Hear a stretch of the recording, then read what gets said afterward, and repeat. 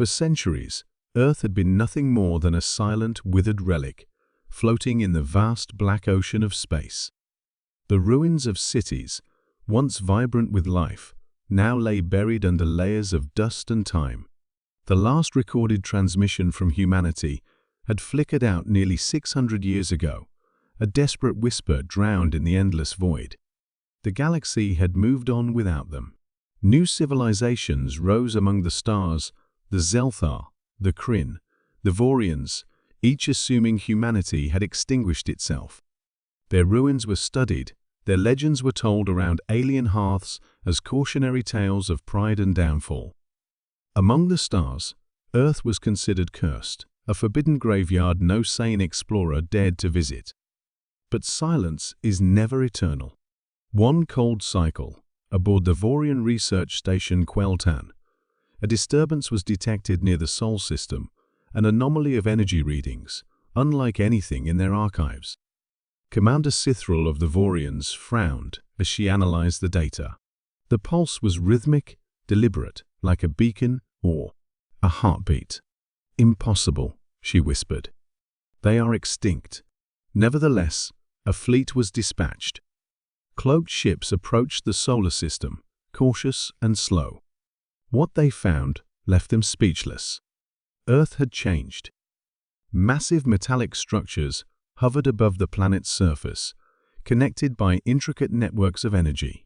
Terraforming machines toiled silently, rebuilding oceans, reweaving atmospheres. Orbiting the Earth were colossal rings, each one humming with terrifying amounts of raw power. And at the center of it all, a single structure dwarfed even the greatest ships of the known races. The arc spire, a black monolith that stretched from Earth's surface into orbit, piercing the heavens. And from the arc spire, they emerged. Humans. But these were not the fragile, desperate creatures of ancient history. Their forms glowed with bioengineered enhancements. Their eyes shimmered like stars, and their voices resonated with the force of gravity itself.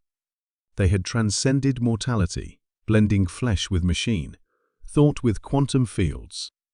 The first to greet the alien fleet was Eris Vantrell, commander of the human resurgence. His presence alone was overwhelming, bending space subtly around him, a testament to the power humanity now wielded. "You should not have come," he said, his voice rippling across frequencies beyond mere sound.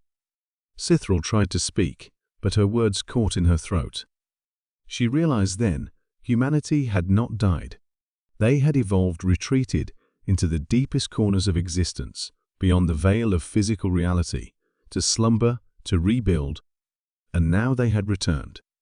"For centuries," Eris continued, "we slept, gathering strength beyond the understanding of lesser minds. Now, we awakened to claim what was once ours and more." The Vorian delegation panicked. Messages were sent to their homeworlds. Warnings screamed across light years. But it was too late. With a thought, Eris disabled their ships, folding them neatly into subspace like crumpled paper. Across the galaxy, ancient ruins stirred. Hidden vaults, seeded during humanity's so-called fall, came to life.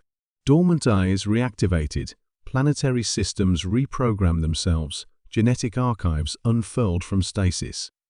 Humanity had not abandoned the galaxy, they had prepared it. World after world fell not by war, but by awe.